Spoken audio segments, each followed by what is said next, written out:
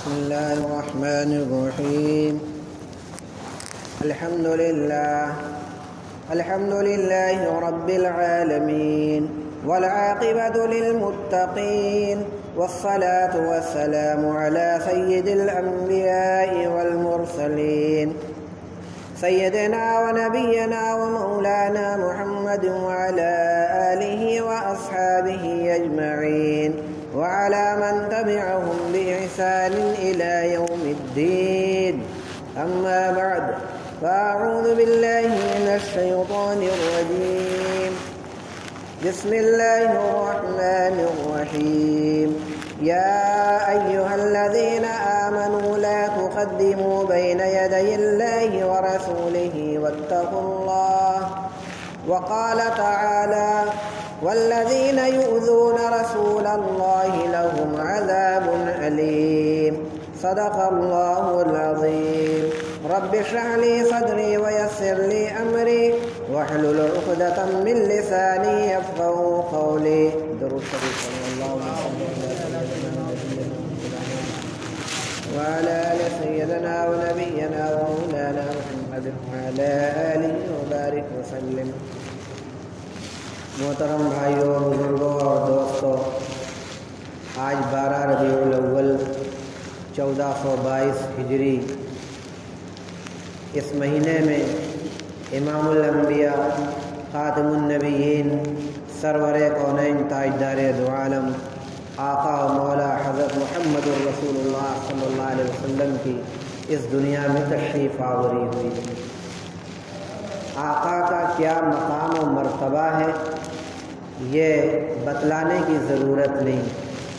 مختصر طور پر ایک شعر جو بہت مشہور ہے کہ لا يمكن الثناء كما كان حقه بعد خدا بزرگ توئی قصہ مختصر.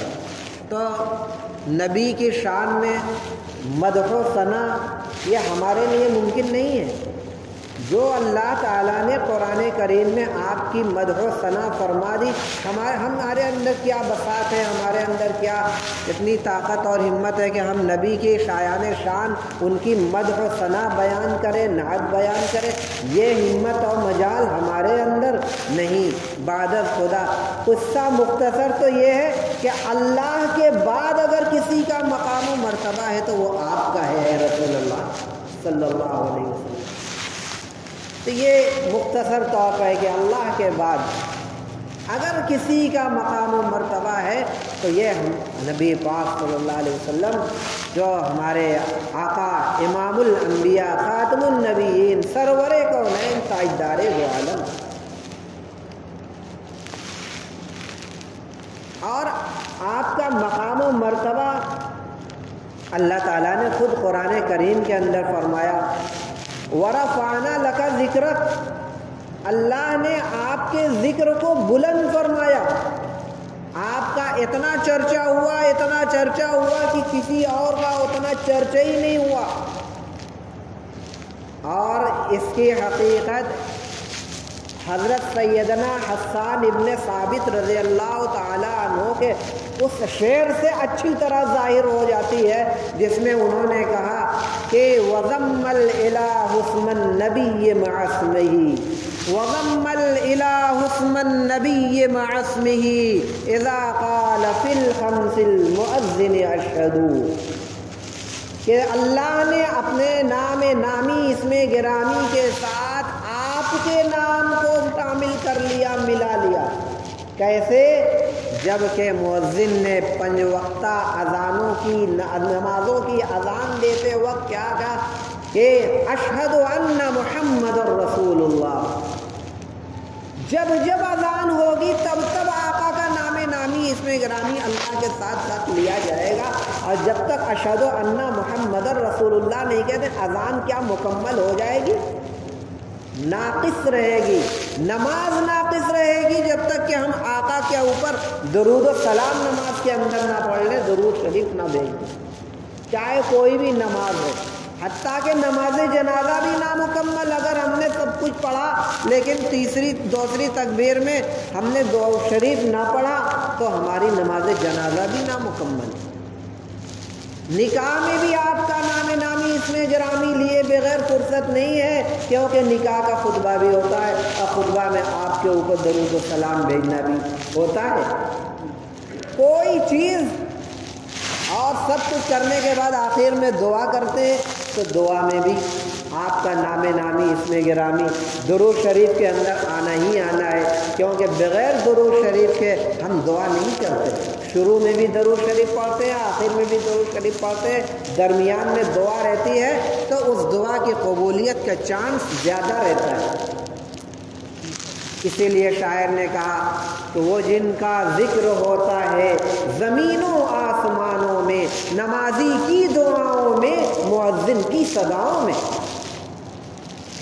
یہ مقام و مرتبہ اللہ نے آپ کا بیان فرمایا، آپ کی تعریف فرمائی، اور اللہ نے جو بیان فرما دیا ہمارے اندر تو اتنی طاقت اور مجال نہیں ہے۔ ہاں اتنا ضرور ہے کہ ہم آقا کی شان میں کچھ کہہ کر یا کچھ لکھ کر اس کی برکت سے ہم اپنا مقام بلند کر سکتے ہیں۔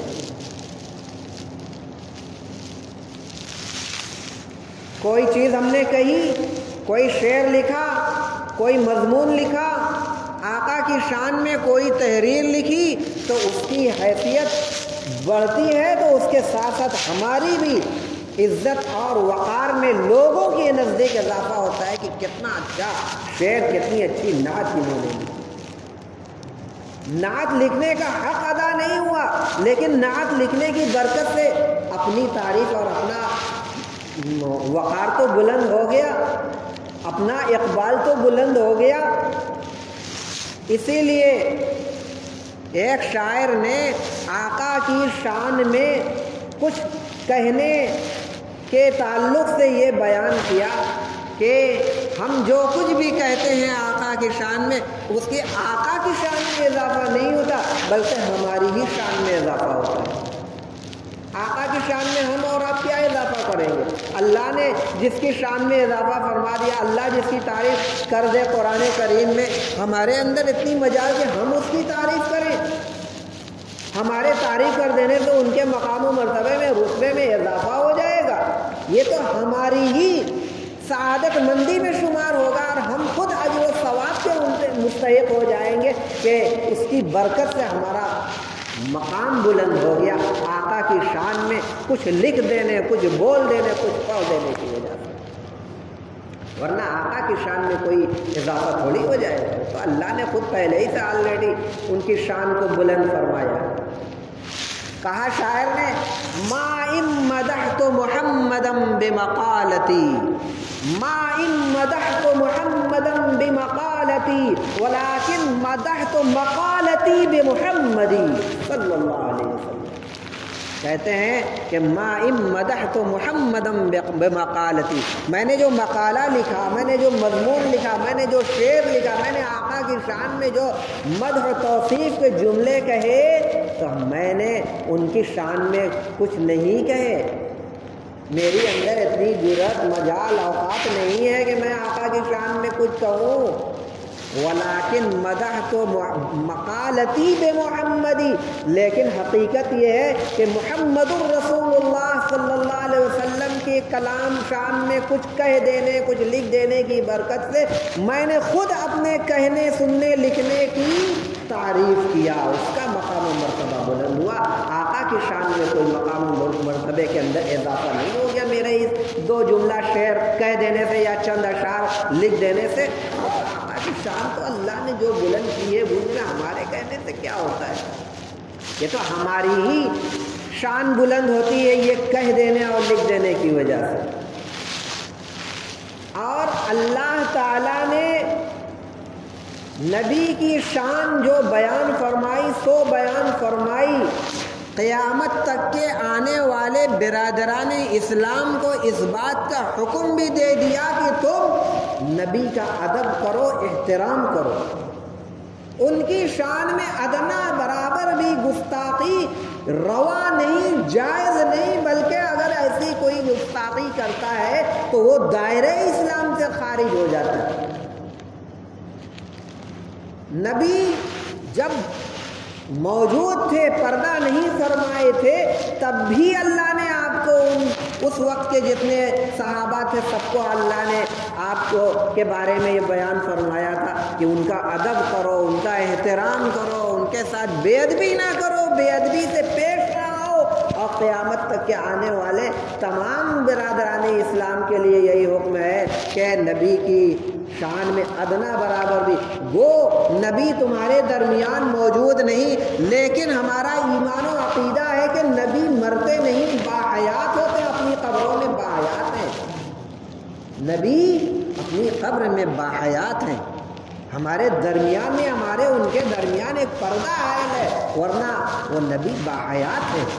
لہذا جیسے ان کی حیات میں ان کا ادب و احترام لازم و ضروری، ان کی دنیا سے پردہ فرمانے کے بعد بھی ان کا ادب اور احترام لازم، ضروری اور قطعی ضروری ہے۔ ادنا برابر بھی کسی مسلمان کے لیے بے ادبی اور گستاخی۔ اور اللہ نے فرمایا والذین یؤذون رسول اللہ لہم عذاب علیم، جو لوگ اللہ کے رسول کو اذیت پہنچاتے ہیں ان کے لیے دردناک عذاب ہے۔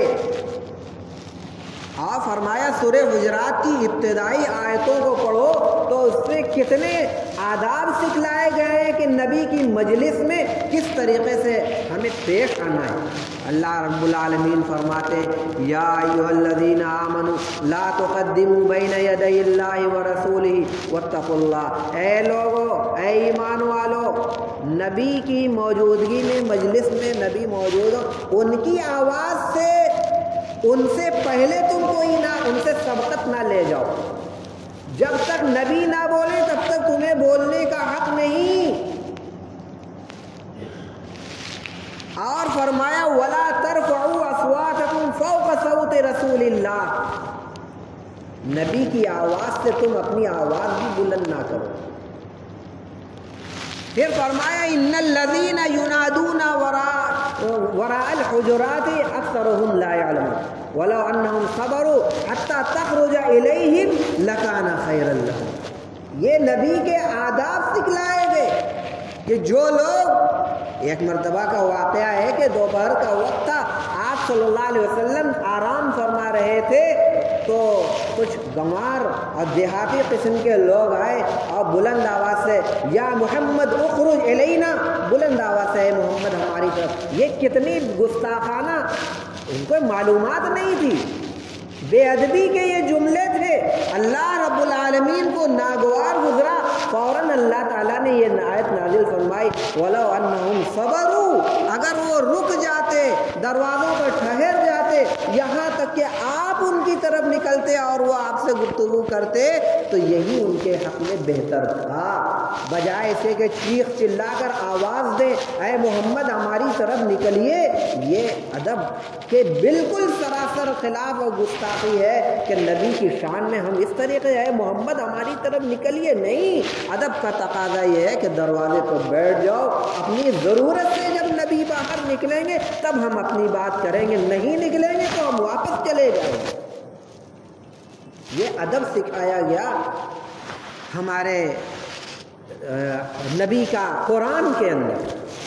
اور جو لوگ نبی کی شان میں مدح، سرائی، نعت اور جو کچھ بھی کہتے ہیں، سنتے ہیں، لکھتے ہیں، میں نے ابھی کہا کہ وہ اپنا ہی ان کا بہتر ہوتا ہے، انہی کا مستقبل بہتر ہوتا ہے، انہی کی شان میں اضافہ ہوتا ہے۔ اور خدا نخواستہ کوئی آدمی ایسا ہو جو نبی کی شان میں ادنا برابر بھی گستاخی اور توہین کرتا ہے تو وہ آدمی اپنے دماغی دیوالیہ پن کا مظاہرہ کرتا ہے، ذہنی اور دماغی اعتبار سے اپنے مریض ہونے کا وہ اعلان کرتا ہے کہ اس کا دماغ خراب ہو گیا۔ کوئی غیر مسلم ہو چاہے مسلم ہو، اگر نبی کی شان میں ادنا ذرہ برابر بھی گستاخی کرتا ہے تو وہ عقل مند ہونے۔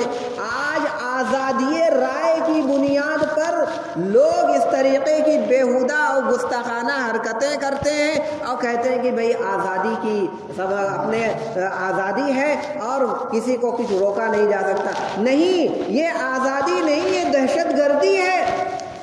جو کسی بھی مذہب کے رہنما کی شان میں گستاخانہ جملے کہے یا لکھے، اس سے بڑا دہشت گرد کوئی نہیں. فرانس کے جو وزیر اعظم نے کیا اور پوری دنیا کے اندر تھو تھو ہو رہی ہے، کیوں ہو رہی ہے؟ یہ اسی وجہ سے ہو رہی ہے کہ اس نے اپنے دیوالیہ دماغی مریض ہونے کا اس ملعون نے اقرار کیا اور یہ اظہار کیا کہ دماغی اور ذہنی اعتبار سے وہ مریض ہے، جنون کا شکار ہو گیا، دیوالیہ اس کا ہو گیا، پاگل پن کا شکار ہو گیا ہے، جو ہمارے نبی کی ادنا شان میں وہ گستاخی کر رہا ہے. اور جتنے غیر مسلم ہمارے نبی کی شان میں کچھ کہتے ہیں یا شعر لکھتے ہیں، تو جب مسلمانوں کا معاملہ یہ ہے کہ ان کے لکھنے کی وجہ سے ان کی شان میں کوئی اضافہ نہیں ہوتا، وہ تو غیر مسلم ہے، ان کی شان میں ایمانی اعتبار سے تو کوئی نہیں، دنیاوی اعتبار سے انہی کی شان میں اضافہ ہوتا ہے.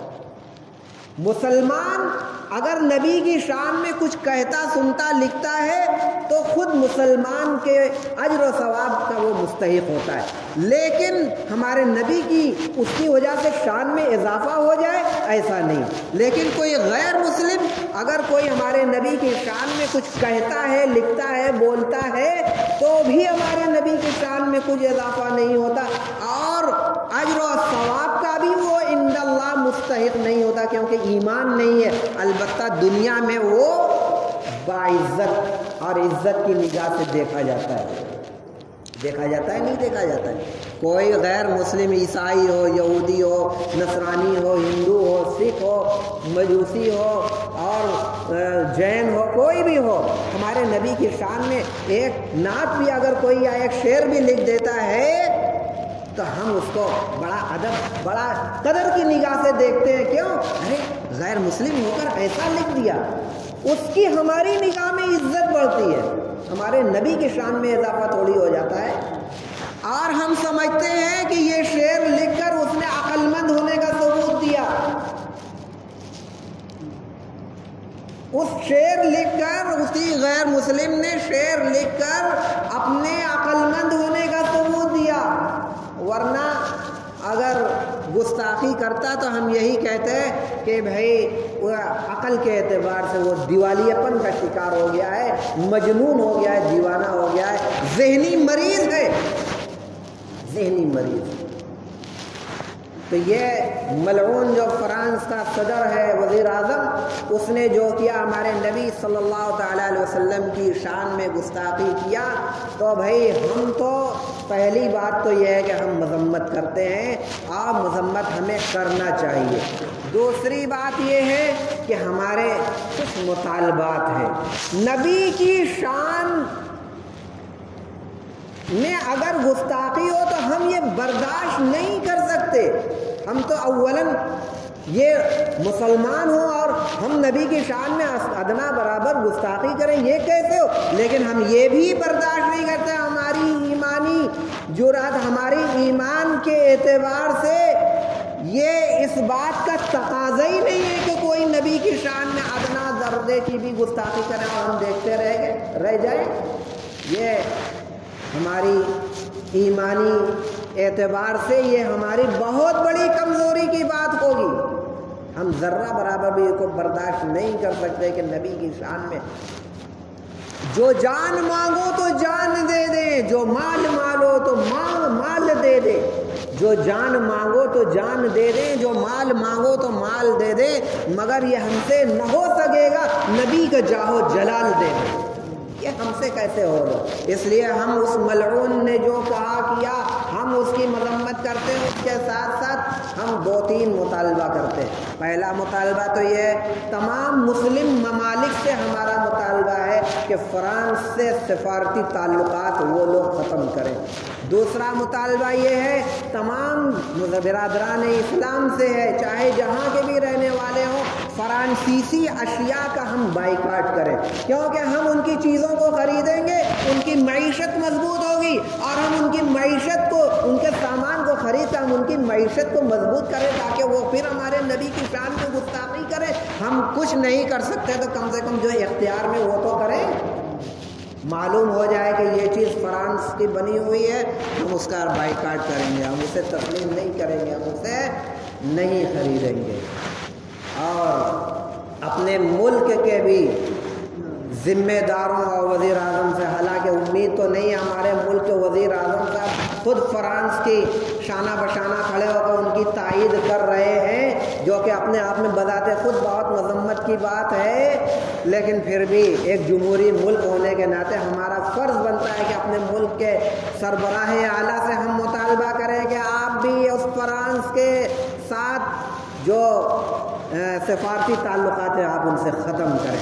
اور اس کے ساتھ ساتھ ہمارا ایک اور مطالبہ ہے کہ پورے عالمی کورٹ، بہت سارے ایسے معاملات ہو جائیں جب ملکی کورٹ کے بس میں نہیں ہوتا، وہاں سے معاملہ ختم ہو جاتا ہے، بھائی یہ معاملہ انٹرنیشنل کورٹ کے اندر جانا چاہیے، یہی ہوتا ہے، اب وہ معاملہ انٹرنیشنل کورٹ کے اندر جاتا ہے۔ میرا مطالبہ یہ ہے کہ انٹرنیشنل کورٹ کے اندر کوئی ایسا قانون بنایا جائے کہ دنیا کے اندر کسی بھی مذہب کے ماننے والے لوگ، کسی بھی مذہب کے ماننے والوں، کسی بھی مذہب کے مذہبی رہنما کے شان میں گستاخی کرے تو ان کے خلاف قانون بنایا جائے، اور اس قانون کے بنانے کے بعد ایسا کرنے والوں کو سخت سزا اور قانونی کارروائی ان کے خلاف کی جائے، چاہے جس مذہب کے ماننے والوں کے مذہبی رہنماؤں کی شان میں کوئی بھی گستاخی کرے، ایسا پوری دنیا کے اندر قانون بننا چاہیے کہ اس عالمی قانون کی بنیاد پر ایسا کرنے والوں کے خلاف سخت کارروائی، چاہے وہ جس مذہب کے بھی ماننے والے ہوں، ان کے مذہبی رہنما کے اوپر کوئی ذرہ برابر بھی نگیٹو کمنٹس نہیں ہونے چاہیے، منفی تبصرہ نہیں ہونا ہے، اگر کوئی کرے گا تو وہ سزا کا مستحق، ایسا قانون بننا چاہیے، یہ ہمارا مطالبہ ہے۔ کیا آپ اس کی تائید کرتے ہیں؟ اللہ تعالیٰ، اللہ کرے کہ جلد سے جلد یہ بات آگے تک پہنچے، اور یہ جو باتیں اس تعلق سے کہی گئی ہیں، آپ سامانوں کے بائیکاٹ وغیرہ کے تعلق سے بھائی جو کچھ کر سکیں اس کو ایک دوسرے تک پہنچائیں، پھیلائیں، اور جو کچھ اپنے بس میں ہو ہم کریں۔ یہ ہم جو کچھ کریں گے ہمارے ہی شان میں، ورنہ اس کی گستاخی کرنے کی وجہ سے ہمارے نبی کی شان میں کوئی کمی آ جائے گی؟ یہ ہمارے ہی ایمان کا بھلا ہوگا، ہماری ایمان کے اعتبار سے ہم سرخرو ہوں گے کہ ہم اس کے حق میں نبی کی جاہ و جلال کے تعلق سے ہم کچھ بھی ہمارا اقدام ہوگا تو ہمارے ہی حق میں جائے گا، ہماری ہی جھولی میں جائے گا، ہمارے نبی کی عظمت کے اندر کوئی اضافہ تھوڑی ہو جائے گا، یہ ہمارے ہی راہ میں بہتر ہوگا۔ اس لیے ان باتوں پر عمل کیا جائے۔ اور آخر میں 2-3 اعلانات آپ سنیں۔ پہلا اعلان تو یہ ہے کہ جب نماز پڑھنے لگیں تو بھائی سرکاری جو گائیڈ لائن ہے وہ تھوڑا تھوڑا فاصلہ بنا کر نماز ہم ادا کریں، مجبوری کی حالت میں علماء نے اس کی گنجائش دی ہے کہ ہم تھوڑا فاصلہ بنا کر نماز ادا کر سکتے ہیں۔ دوسری بات یہ ہے کہ جب مسجد سے نکلنے لگیں تو چاہے مسجد میں آویں چاہے مسجد سے نکلیں، ماسک لگا کر آویں بھی اور نکلیں بھی، کیونکہ بہت گہری نگاہ ان سب چیزوں پر رکھی جا رہی ہے۔ چاہے جہاں کہیں بھی کچھ ہو نہ ہو، یہاں کے بارے میں تو آپ جانتے ہی کہ بہت ہی پھونک پھونک کر قدم رکھنا پڑتا ہے۔ اور تیسری چیز ایک یہ ہے کہ اپنے ساتھ چھوٹے بچوں کو نہ لائیں، کیونکہ آپ کو معلوم ہے کہ 100 آدمی کا آنے کی اجازت ہے، ایک بچہ بھی آتا ہے تو اس کی بھی گنتی ہوتی ہے، 90 آدمی بڑے عمر کے اور 10 چھوٹے چھوٹے بچے تو 10 آدمی کا نقصان ہوا ہمارا۔ اس لیے خدا کے واسطے آئندہ ان چھوٹے چھوٹے بچوں کو 7-7 8-8 سال کے بچوں کو جو لے آ رہے ہیں ہم لوگ بالکل نہ لائیں، اس سے نقصان ہو رہا ہے۔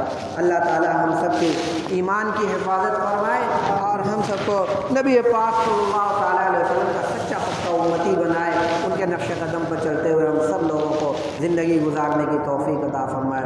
وصلی اللہ علی النبی الامی الکریم محمد و آلہ